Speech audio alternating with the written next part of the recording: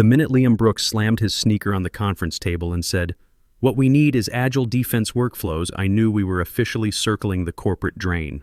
I'd just spent 3 hours untangling a vendor issue that would have delayed our Lockheed Martin delivery by 6 weeks, quietly saving the quarter without needing applause. Meanwhile, the CEO's son, fresh off some Silicon Valley retreat, had birthed this cursed new title of Chief Digital Transformation Officer, suggesting we gamify ITAR compliance. I wish I were kidding. Gamify. Military. Compliance. This was a Tuesday. By Thursday, he was asking if we could monetize downtime by incentivizing workflow disruption. That actually made someone snort in the back of the room. I didn't laugh. I'd seen this movie before and I knew how it ended. Some overprivileged kid tries to duct tape buzzwords onto defense contracts he doesn't understand.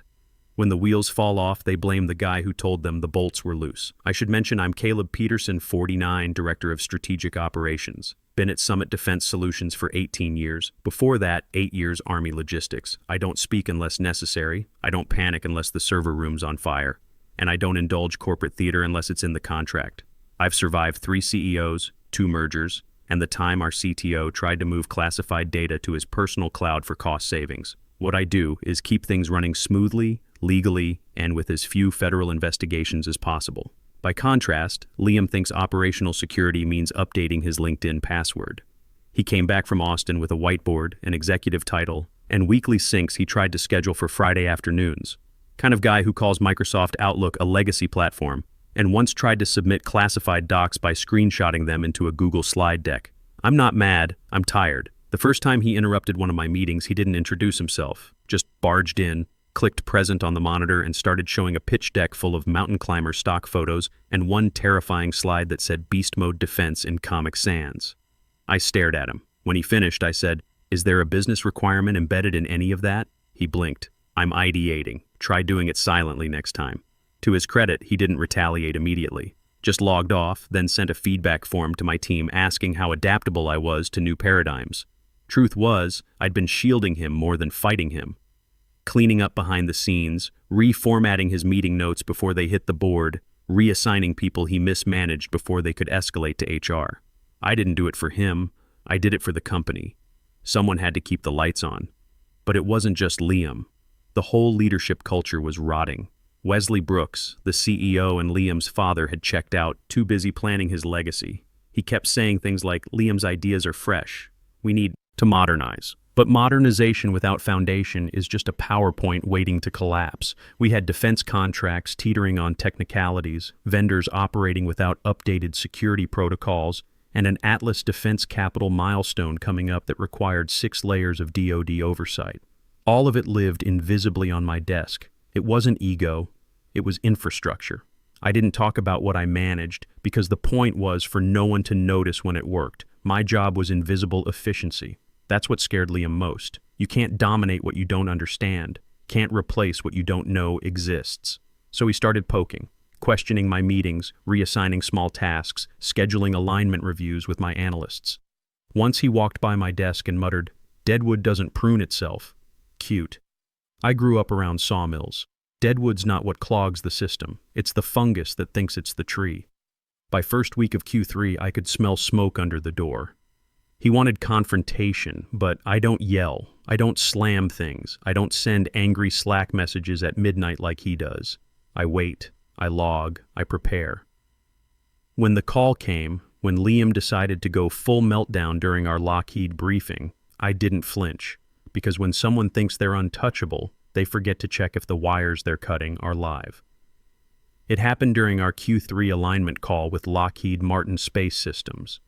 The one with the 40 Atlas Defense milestone tied to deliverables, where every word had to be calibrated like defusing a bomb. We were mid-sentence, literally mid-sentence, explaining ITR protocols when my cell buzzed 3 times in a row. Same number, no context, just Liam pounding on the door like a toddler. I muted myself, stepped away, and answered because I assumed someone died or a server caught fire. Or, God forbid, he tried to upload classified docs to TikTok again. "Caleb," he snapped. "No hello, no preamble. Why aren't you in the innovation sync?" "What sync?" I asked, already knowing the answer. "The digital transformation alignment. I scheduled it 5 minutes ago." I need you in the room. I'm briefing Lockheed Martin on security compliance. You approved the agenda. Well, this is more important, he spat. We're reimagining the visual language of our roadmap. I paused, gave him a full beat of silence. You want me to leave a 40mm defense briefing to discuss fonts. They're not fonts, they're emotive design vectors. I swear on everything sacred, he said that with his whole chest. I didn't yell, didn't argue, said as calmly as I could, Liam, I'll follow up after this call. That's when he snapped. No, I'm the CEO's son. I call, you answer. You're fired. Do you hear me? Fired. For a moment, I stood there, phone hot in my hand, listening to my heartbeat against the silence. Fired. Like it was that simple. Like I was a coffee machine he could unplug. Like 18 years of defense industry infrastructure could be dismissed by a tantrum from someone wearing Vans. I didn't respond, didn't indulge him, hung up without a word, walked back to my desk, unmuted, rejoined the Lockheed call like nothing happened, closed out the final scope discussion, smiled politely as the client said, As always, Caleb, your team makes it easy to approve. After the call ended, I sat there long enough to hear the air conditioner kick on and some junior PM trying to print a 400-page PDF on the wrong tray. Then I opened my inbox, searched Atlas Defense Agreement, Clause 8.4, Oversight Authorization. There it was. The email I'd flagged months ago. The line I knew by heart. All capital disbursements contingent upon active oversight by registered operational officer.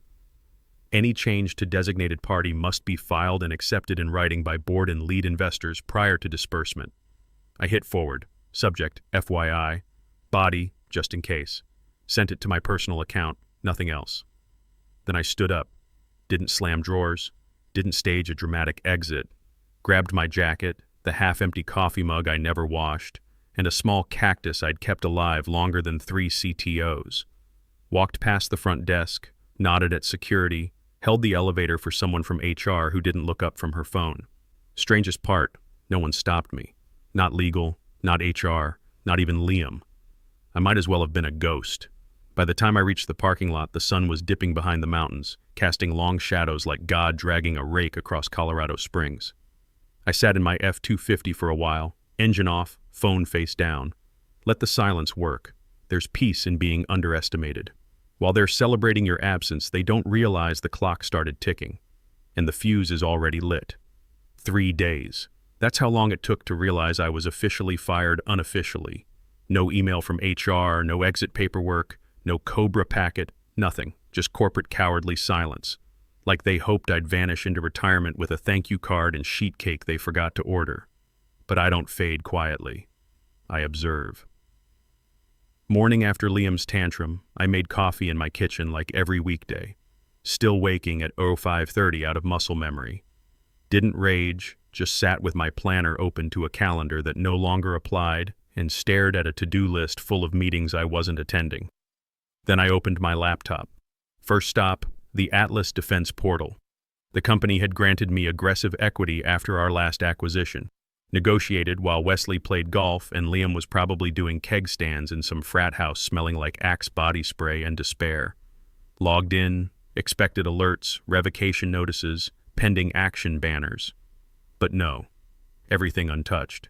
Vested options active, no flags, no termination updates. The system still thought I was employed. Interesting. Checked my work inbox from my phone. Curiosity, not desperation. Still active, no message from HR. My calendar hadn't been cleared. I was still listed as meeting host for Friday's operational forecast review. I laughed. Short, honest laugh. Because Liam didn't just fire me, he ghosted me. Wanted the drama of power without the follow-through. That's not leadership. That's cosplay. From what I could see through LinkedIn and brave souls still inside, Liam was already strutting through the office like a peacock on stimulants, bragging about removing friction points. Apparently meant firing 3 directors and replacing them with agile-focused shadow pods.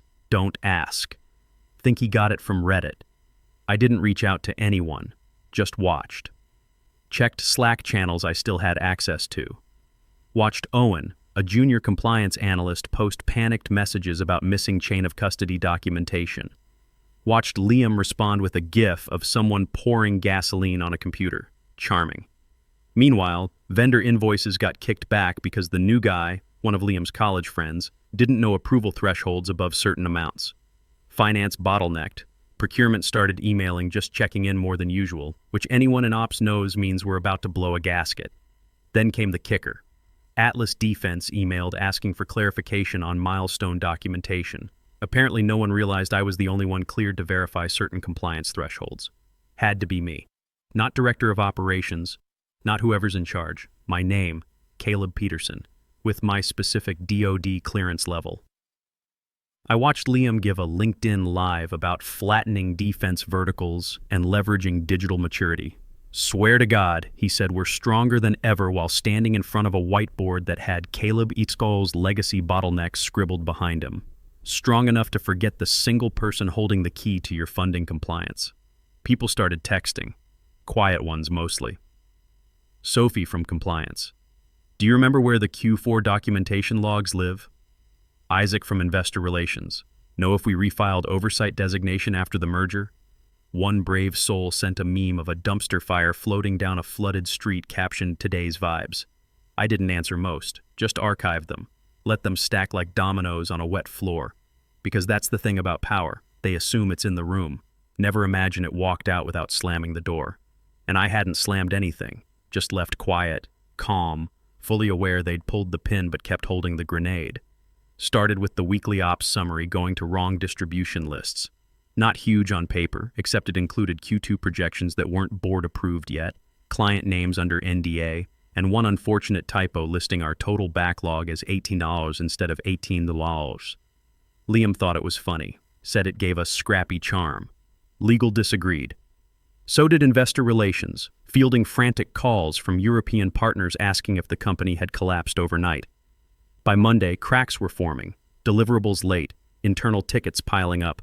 Our client portal, which I'd integrated with self-healing error handlers, now spat access denials at top-tier customers because Liam's optimization team tried streamlining user flow by rewriting permission scripts with ChatGPT prompts. I could have fixed it in 15 minutes. Instead, I sat on my deck in a hoodie, sipping lukewarm coffee, watching a squirrel bury what looked like a chicken nugget in my flower bed. Oddly therapeutic. Messy, chaotic, natural. My phone buzzed. Unknown number. Let it go to voicemail. Few minutes later, text from Owen. They're pretending you retired.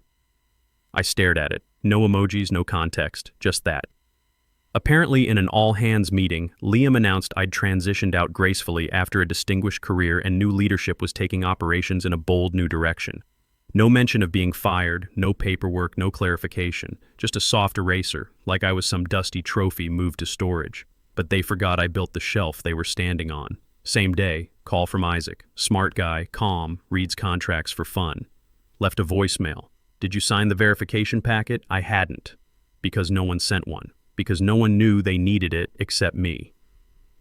Here's the deal. Every quarter for Atlas Defense to release the next 40 Molnar tranche, we had to submit milestone verification, not just a checklist.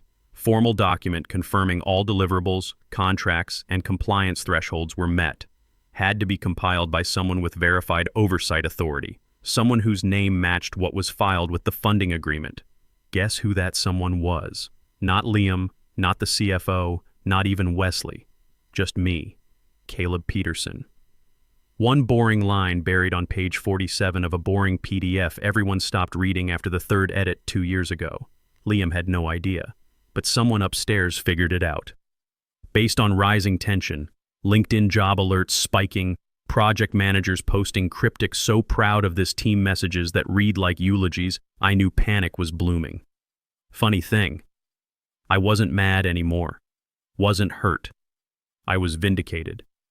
Quietly. Completely. Because they didn't just replace me. They forgot what I did. Let the one person holding the entire compliance bridge walk into the sunset without even grabbing the map. Another ping. Email from finance controller. Hi, Caleb. Hope you're well. Quick question. Do you remember where we store original milestone templates from merger integration? Can't locate signed copies, and Liam says you might have them. Appreciate your help.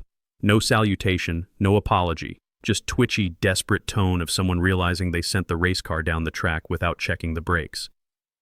I didn't respond, didn't need to. I'd forwarded everything to personal archive already.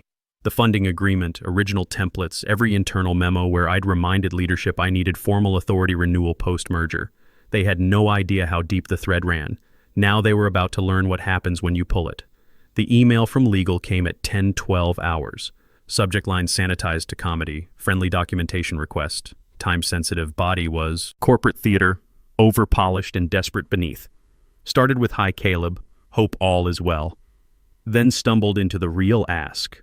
Could I, at earliest convenience, affirm procedural oversight for prior quarter in alignment with historical documentation protocols?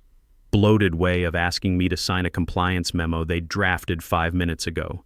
Backdated, naturally. Attached PDF was dated 3 weeks earlier with signature line pre-filled with my name. No signature. I stared at it, closed it, reopened it, then marked the thread unread and dragged it to a folder labeled "Nice Try." No reply. No negotiation. I wasn't going to federal prison because some kid wanted to impress daddy with slide decks and stolen acronyms. By lunch, 2 more messages followed. One from the CFO, polite and vague. Another from Liam's executive assistant, clearly having no idea what she was chasing.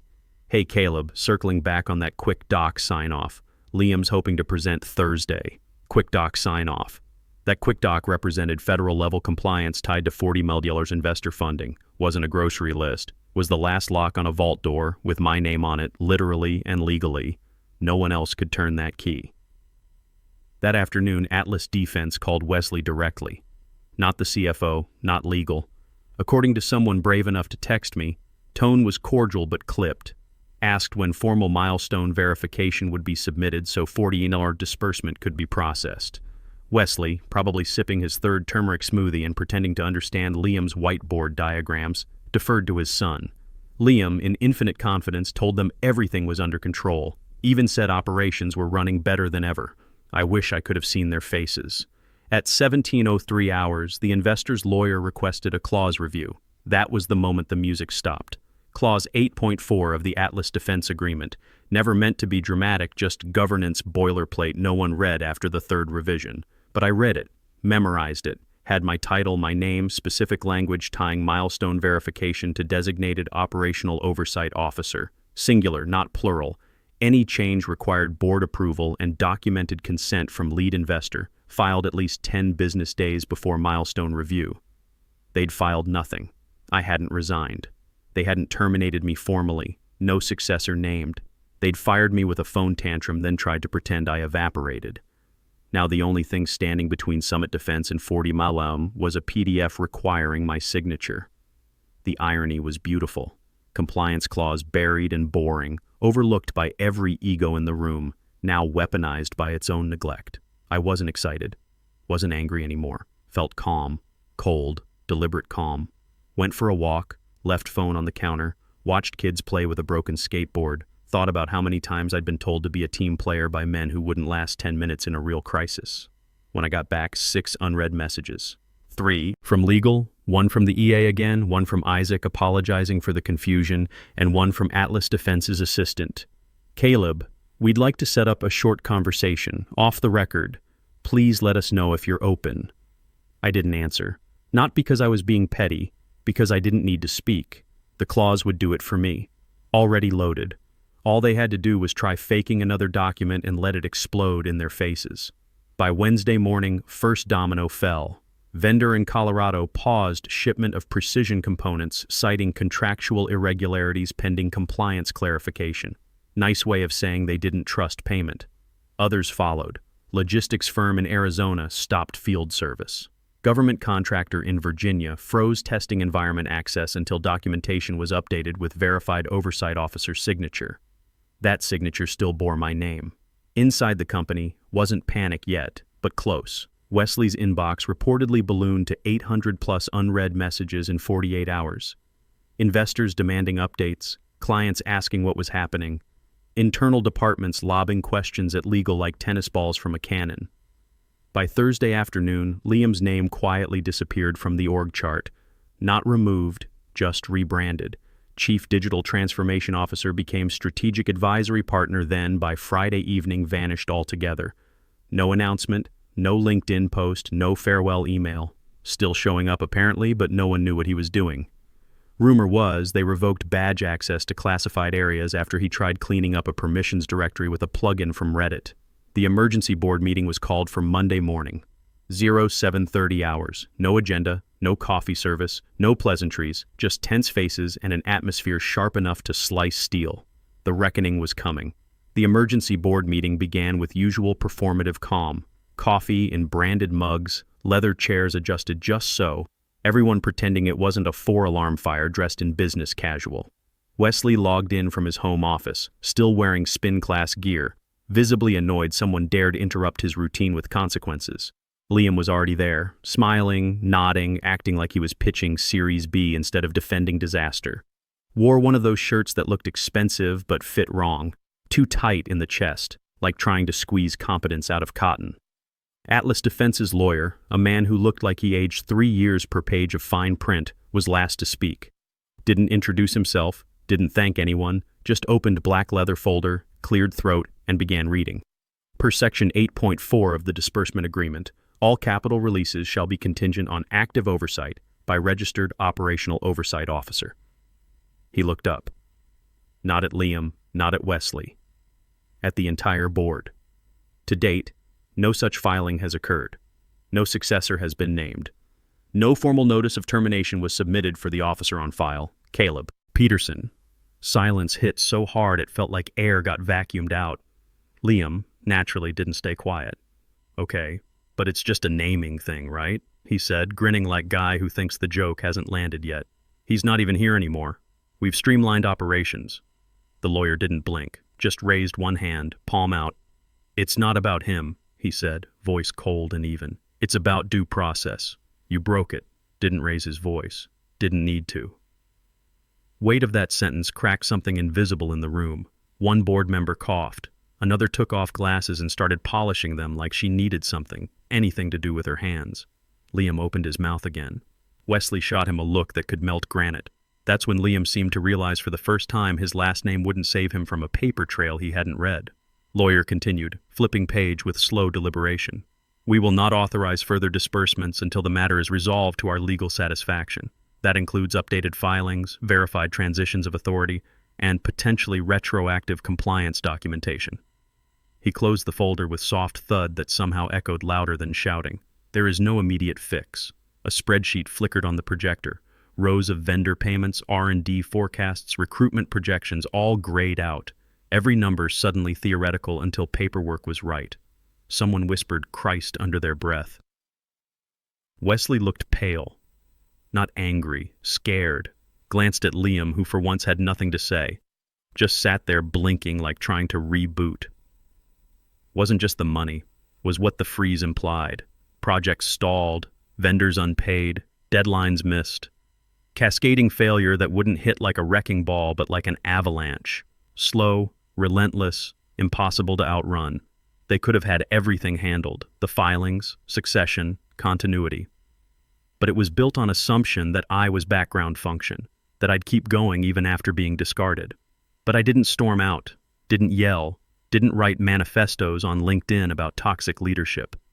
I forwarded one email and waited. Now they were learning. Silence costs millions. Real punch came from Atlas Defense that afternoon. They emailed me directly. No lawyer, no assistant. Subject, let's talk. Body. Caleb, we recognize your unique understanding of our operational framework and systems you helped build. If open to it, we'd love to discuss a consulting engagement. Terms flexible, discretion assured. Warmly, short, surgical. No flattery, no fluff. Kind of message that hits like a scalpel. Precise and irreversible.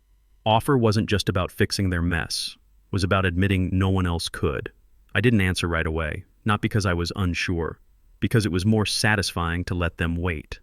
Meanwhile, board convened internal governance review, not just to assess damage, but investigate how CEO's son was allowed to fire essential executive without board ratification or HR documentation. Friday evening, I sat in small cafe 2 blocks from Summit Defense. They couldn't see me, but I could see them. Surreal watching them scramble inside that glass box like ants discovering someone moved the sugar. Barista brought my coffee. Black, no sugar. Sweetness was ambient now. Phone buzzed. Venmo notification from Zachary Stone. Note: you were right. Amount: $47. Emoji: coffee cup. I laughed. Full belly laugh from deep in the ribs. Zachary was old-timer.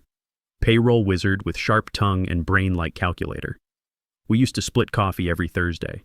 Every Thursday he'd tell me, "One day they'll figure out you were the spine holding this circus up." Looks like he was right. I sipped, watched the building glow under fluorescent lights, felt no anger, no revenge rush, just stillness. Rare quiet that comes not from winning, but from being proven. I hadn't screamed, hadn't begged, hadn't posted dramatic LinkedIn farewell thanking my journey. Just left the gate open and let gravity work. They broke it. I stopped holding it together. 2 weeks later. Different office, smaller, cleaner, built with intention, not ego.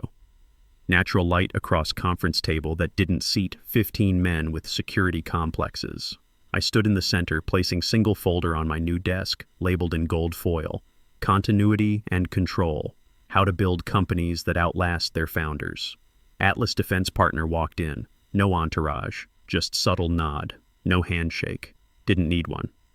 "We'd like you to lead the rebuild," he said, glancing around modest but functional space. No boys with last names this time. I nodded once. That was enough. Didn't need the apology. Didn't need ceremony.